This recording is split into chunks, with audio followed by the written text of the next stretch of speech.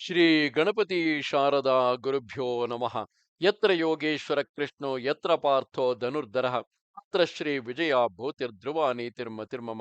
ಶ್ರೋತೃಗಳಿಗೆ ಶ್ರೀ ಅಳಸಿಂಗರಾಚಾರ್ಯ ವಿರಚಿತ ಶ್ರೀ ವ್ಯಾಸ ಮಹರ್ಷಿ ಪ್ರಣೀತ ಶ್ರೀಮನ್ ಮಹಾಭಾರತದ ಶಾಂತಿ ಪರ್ವದಲ್ಲಿ ಭೀಷ್ಮನು ಯುಧಿಷ್ಠಿರನಿಗೆ ತಂದೆ ತಾಯಿ ಗುರು ಇವರ ಪ್ರಭಾವವನ್ನು ತಿಳಿಸಿದುದು ಎಂಬ 108ನೆಯ ಅಧ್ಯಾಯಕ್ಕೆ ಸ್ವಾಗತ.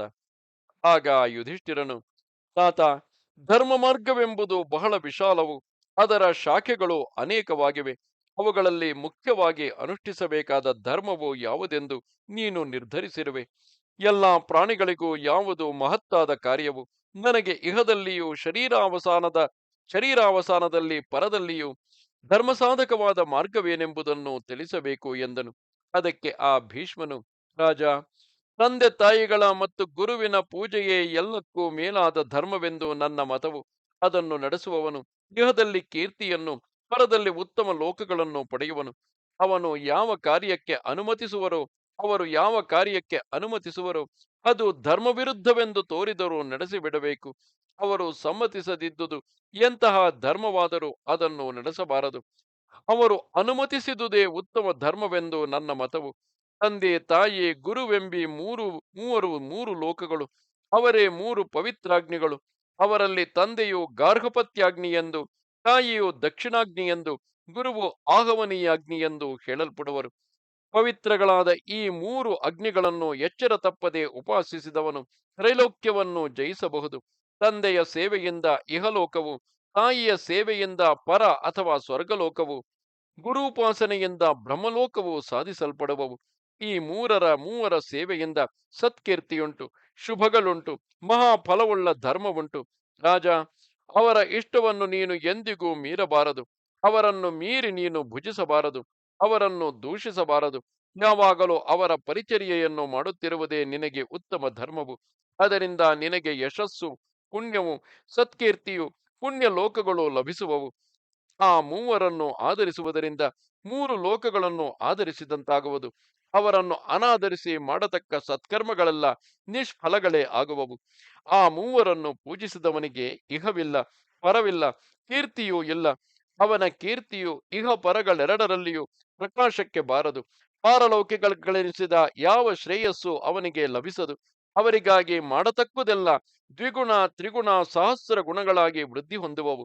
ಧರ್ಮಪುತ್ರ, ಆ ಧರ್ಮಾನುಷ್ಠಾನದಿಂದಲೇ ನನಗೆ ಈಗ ಎಲ್ಲ ಲೋಕಗಳು ಪ್ರಕಾಶಿಸುತ್ತಿವೆ. ಒಳ್ಳೆ ಆಚಾರ್ಯನು 10 ಮಂದಿ ಶ್ರೋತ್ರಿಯರಿಗಿಂತಲೂ ಮೇಲಾದವನು. 10 ಮಂದಿ ಆಚಾರ್ಯರಿಗಿಂತಲೂ ಉಪಾಧ್ಯಾಯನು ಮೇಲೆನಿಸುವನು. 10 ಮಂದಿ ಉಪಾಧ್ಯಾಯರಿಗಿಂತಲೂ ತಂದೆಯು ಮೇಲೆನಿಸುವನು. 10 ಮಂದಿ ತಂದೆಯರಿಗಿಂತಲೂ ತಾಯಿಯು ಮೇಲಾದವಳು. ಸಮಸ್ತ ಪ್ರಪಂಚಕ್ಕಿಂತಲೂ ತಾಯಿಯೇ ಮೇಲು. ತಾಯಿಗೆ ಸಮಾನವಾದ ಗುರುವಿಲ್ಲವೆನ್ನುವರು. ಆದರೆ ಧರ್ಮಪುತ್ರ, ತಾಯಿ ತಂದೆಗಳಿಗಿಂತಲೂ ಗುರುವೇ ಮೇಲೆಂಬುದು ನನ್ನ ಮತವು. ತಂದೆ ತಾಯಿಗಳಿಬ್ಬರು ಜನನ ಮಾತ್ರಕ್ಕೆ ಕಾರಣಭೂತರು. ಅವರು ಅಸ್ಥಿರವಾದ ಶರೀರವನ್ನು ಸೃಷ್ಟಿಸತಕ್ಕವರು. ಆಚಾರ್ಯನಿಂದ ಲಭಿಸುವ ಜನ್ಮವಾದರೂ ಜನ ಮರಣವಿಲ್ಲದುದು. ತಂದೆ ತಾಯಿಗಳು ಒಂದು ವೇಳೆ ಮಹಾಪಕಾರವನ್ನು ಮಾಡಿದರೂ ಅವರನ್ನು ಎದುರಿಸಬಾರದು. ಅವರು ಅಪರಾಧಿಗಳಾದರೂ ಅವರನ್ನು ನಿಗ್ರಹಿಸದೆ ಬಿಡುವುದರಿಂದ ದೋಷವಿಲ್ಲ. ತಂದೆ ತಾಯಿಯರ ವಿಷಯದಲ್ಲಿ ಕೇವಲ ಧರ್ಮಬುದ್ಧಿಯನ್ನೇ ಮುಂದಿಟ್ಟುಕೊಂಡು ಅವರು ತಪ್ಪು ಮಾಡಿದಾಗಲೂ ಗೌರವಿಸತಕ್ಕ ಮಕ್ಕಳು ದೇವತೆಗಳಿಗೂ ಋಷಿಗಳಿಗೂ ಅನುಗ್ರಹ ಪಾತ್ರರೇ ಆಗುವರು. ಯಾವನು ವಿದ್ಯೋಪದೇಶದಿಂದ ಸಾರ್ಥಕ ಕರ್ಮದಿಂದ ಅಕ್ಷಯವಾದ ಸ್ಥಾನವನ್ನು ಹೊಂದುವಂತೆ ಅನುಗ್ರಹಿಸುವನೋ ಅಂತಹ ಗುರುವನ್ನೇ ತಂದೆಯೆಂದು ತಾಯಿಯೆಂದು ಭಾವಿಸಬೇಕು. ಅವನಲ್ಲಿ ಉಪಕಾರ ಸ್ಮರಣೆ ಎಂದಿರಬೇಕು. ಅವನಿಗೆ ದ್ರೋಹ ಮಾಡಬಾರದು. ವಿದ್ಯೆ ಹೇಳಿದ ಆಚಾರ್ಯನ ವಿಷಯದಲ್ಲಿ ತ್ರಿಕರಣಗಳಿಂದ ಆದರವನ್ನು ತೋರಿಸದವನು ಭ್ರೂಣ ಹತ್ಯಾ ಪಾತಕಕ್ಕೆ ಗುರಿಯಾಗುವನು. ಲೋಕದಲ್ಲಿ ಅಂತಹವನಿಗಿಂತಲೂ ಪಾಪಿಷ್ಠನು ಬೇರೊಬ್ಬನಿಲ್ಲ. ಗುರುಗಳು ಹೇಗೆ ಅವರಲ್ಲಿ ಅನುಗ್ರಹ ಬುದ್ಧಿಯಿಂದ ಇರುವರೋ ಅದೇ ವಿಧದಿಂದ ಅವರು ಗುರುವನ್ನು ಅರ್ಚಿಸಬೇಕು.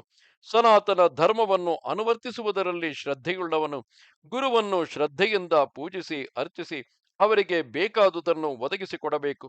ತಂದೆಯು ಯಾವ ಮಗನನ್ನು ಪ್ರೀತಿಸುವನೋ ಅವನಲ್ಲಿ ಪ್ರಜಾಧಿಪತಿಯಾದ ಬ್ರಹ್ಮನೇ ಪ್ರೀತನಾಗುವನು. ತಾಯಿಯನ್ನು ಮೆಚ್ಚಿಸಿದವನು ಸಮಸ್ತ ಭೂಮಿಯನ್ನು ಪೂಜಿಸಿದವನಾಗುವನು.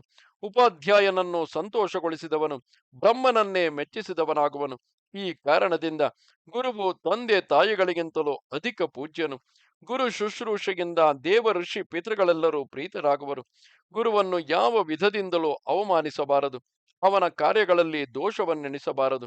ದೇವತೆಗಳು ಮಹರ್ಷಿಗಳು ಗುರು ಸೇವೆಯನ್ನೇ ಬಹಳ ಪ್ರಧಾನವೆಂದು ವಿಧಿಸಿರುವರು. ತಂದೆ ತಾಯಿ ಗುರುವೆಂಬಿ ಮೂವರಿಗೂ ಮನಸ್ಸಿನಿಂದಾಗಲಿ ಕಾರ್ಯದಿಂದಾಗಲಿ ದ್ರೋಹವನ್ನು ಮಾಡಿದವನು ಭ್ರೂಣ ಹತ್ಯಾ ಪಾಪಕ್ಕೆ ಗುರಿಯಾಗುವನು. ತಂದೆ ತಾಯಿಗಳ ಗರ್ಭದಲ್ಲಿಯೇ ಹುಟ್ಟಿ ಅವರಿಂದಲೇ ಬೆಳೆಸಲ್ಪಟ್ಟ ಮಕ್ಕಳು ದೊಡ್ಡವರಾದ ಮೇಲೆ ಅವರು ಮಾಡಿದ ಉಪಕಾರಕ್ಕೆ ಪ್ರತಿಯಾಗಿ ಅವರನ್ನು ಪೋಷಿಸದೇ ಹೋದರೆ ಆ ಕೃತಜ್ಞತೆಯೇ ಅವರನ್ನು ಭ್ರೂಣ ಹತ್ಯಾ ಪಾಪಕ್ಕೆ ಗುರಿ ಮಾಡುವುದು. ಅವರಿಗಿಂತಲೂ ಪಾಪಾತ್ಮರು ಬೇರೊಬ್ಬರಿಲ್ಲ. ಮಿತ್ರದ್ರೋಹಿ, ಕೃತಜ್ಞನು, ಸ್ತ್ರೀಹತ್ಯೆ ಮಾಡಿದವನು, ಚಾಡಿಕೋರನು, ಈ ನಾಲ್ವರ ಪಾಪಕ್ಕೆ ಪ್ರಾಯಶ್ಚಿತ್ತವೇ ಇಲ್ಲವೆಂದು ಕೇಳಿರುವೆವು. ರಾಜೇಂದ್ರ, ಲೋಕದಲ್ಲಿ ಮನುಷ್ಯನು ನಡೆದುಕೊಳ್ಳಬೇಕಾದ ಈ ಧರ್ಮವೆಲ್ಲ ಮನುವಿನಿಂದಲೇ ನಿರ್ದೇಶಿಸಲ್ಪಟ್ಟಿವೆ. ಅದನ್ನು ಅನುಸರಿಸುವುದೇ ಶ್ರೇಯಸ್ಕರವು. ಅದಕ್ಕಿಂತಲೂ ಮೇಲಾದ ಧರ್ಮವಿಲ್ಲ. ಸಮಸ್ತ ಧರ್ಮಗಳ ಸಾರವನ್ನೆಲ್ಲ ಕ್ರೋಢೀಕರಿಸಿ ಇದು ನಿರ್ಣಯಿಸಲ್ಪಟ್ಟಿರುವುದು ಎಂದನು. ಇದು 108ನೆಯ ಅಧ್ಯಾಯವು. ನಮಸ್ತೆ ಶಾರದೆ ದೇವಿ, ಕಾಶ್ಮೀರ ಪುರವಾಸಿನಿ, ತ್ವಾಮಹಂ ಪ್ರಾರ್ಥೆಯೇ ನಿತ್ಯಂ, ವಿದ್ಯಾದಾನಂಚ ದೇಹಿಮೆ. ನಮಸ್ಕಾರ.